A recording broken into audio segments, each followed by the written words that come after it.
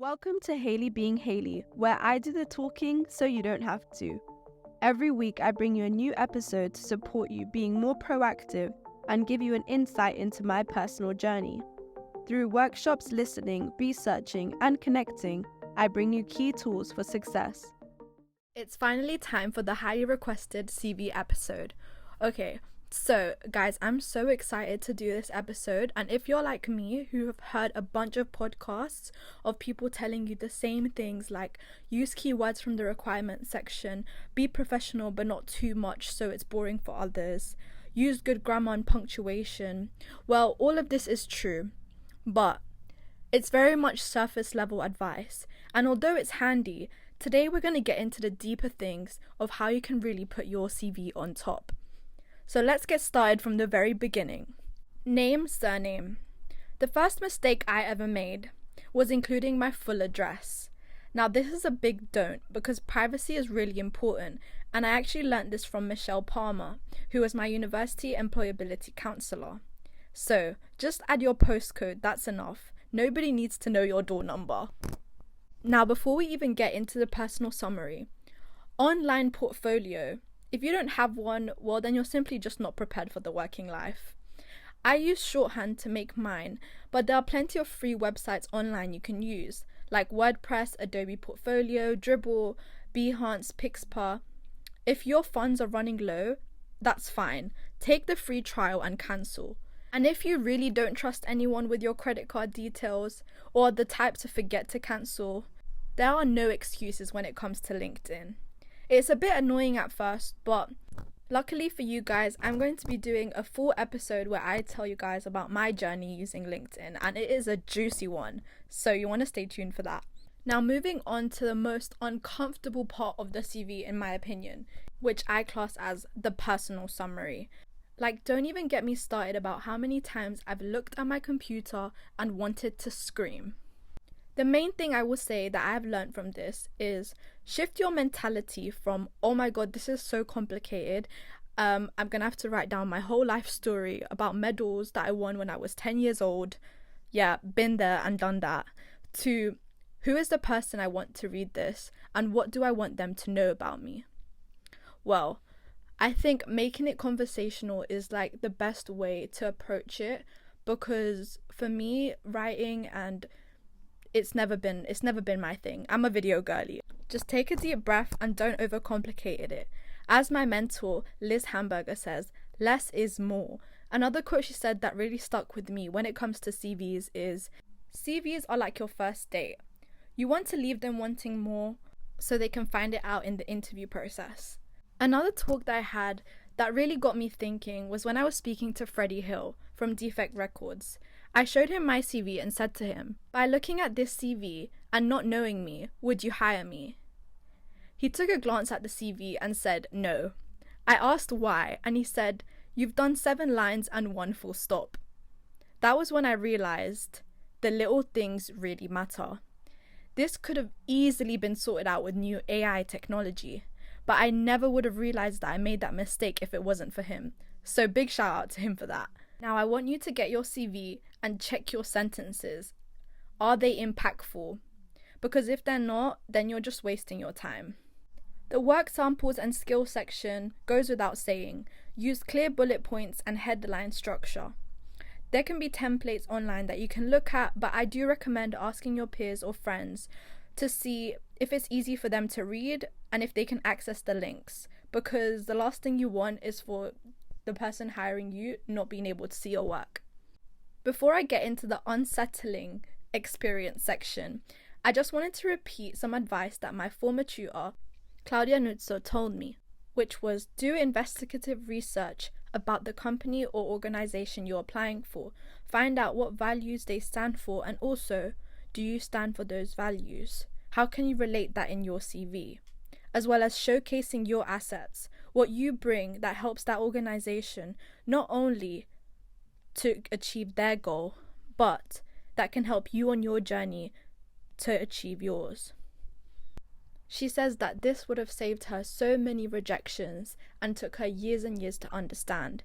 I will look more into this when I do my cover letters episode, because I think you can definitely expand in that section a lot more personally, and it's very, very important. But keeping on that topic and moving forward, let's get to the dreaded experience section. Now, I used to feel really insecure and demotivated by this section just because, apart from my previous jobs in hospitality, I didn't think it would matter or elevate my CV in regards to journalism. But after speaking to Tiama Hanson-Drury, she really opened my eyes to realize that I had creative experience, which in my head, I did not even realize that was a thing. Although this may be a bit embarrassing to admit, I genuinely thought that to put experience on your CV, it had to be a 9 to 5, which is really crazy thinking about it. And I just feel like I've conditioned myself since young to believe that. But this is not the case. So I was really shocked. And it was actually a really great revelation for me when my peers, in particular Isla from LCC, would tell me stuff like, oh, your personal YouTube is great experience for your CV. And I was thinking, what? Like, no way. Because in my mind, that was just a hobby to me, a way for me to escape and let off some steam. But I never really realized that it was actually more than that. So without realizing, I was actually building up my skills, but not putting them on my CV. So I really push you guys to look deep inside and see if there's any hobbies that you're currently doing that you don't consider as experience or to help you in your career, but actually do give you that credibility or clarification in finding what your passion is. And hey, if you don't have one, don't stress, because passions change as you get older and you don't have to have just one. Another thing that Tiama really pointed out to me was authenticity. Now, if you're thinking, Hayley, what is that? What does that mean? We were in the same boat. I had to Google it. And it literally means being yourself. And that is something I was doing with my channel, Hayley Being Hayley. It was me being myself. But when it came to doing my CV, I just really struggled because I felt like I had to fit myself in this box so that companies would hire me. But what I didn't realize after speaking to these experts in the industry is what they want from you is for you to be yourself, be unique and stand out. So I didn't realize this until someone else told me, and I feel like that's what a lot of people in society or in general nowadays do. I will do a whole episode about trying to find inner validation, because that's just a whole different topic that I don't want to get into right now, because I know you came here for the juicy CV tips. But right now I'm even facing the battle of feeling good enough without external validation. And I feel like with CVs it is really hard because you're trying to put yourself on paper so that the company can see if you're good enough for the role or for the job. Which is why I really encourage to apply for jobs that you are passionate about or you have an interest in, not just companies that you think society values, because it's just a really important thing. A way you can do this is by asking your friends or asking a stranger. Don't ask your parent because they will unconsciously be biased. Find out about what you talk about the most and look into a job or look into a career role that offers something that you talk about the most, because I promise you, you will have experience for that you currently don't have on your CV. Your task for this episode is try to get your CV down to 1 page. You can use Canva for this as a template.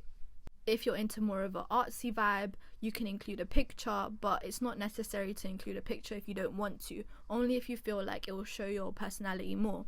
No pressure, do whatever feels comfortable for you. But also think about reaching out and asking people who already work in the companies that you're applying for to just have a little chat or ask them about what the company is really like behind the scenes, as that can give you a better insight than just looking at the job criteria on the computer. The last thing I want to leave you guys with is do not undersell yourself and your capabilities. Invest in yourself and make time. Now, I know there's a Women in Product UK event going on online, which is to do with job search tips and tricks. This event is on the 26th of February and it will really help you in being more proactive. So I'm going to put the link down below so you guys can all register. I've already registered and I'm ready to go, so hopefully I'll see you guys there too. That's all we have time for in today's episode. I hope you gained something from it. and are more inspired to be your most authentic self.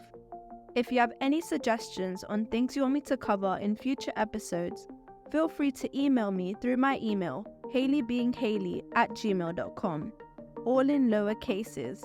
I answer all my emails, so don't hesitate to reach out. I take all your feedback on board and I would love to hear from you personally. Until next time, bye!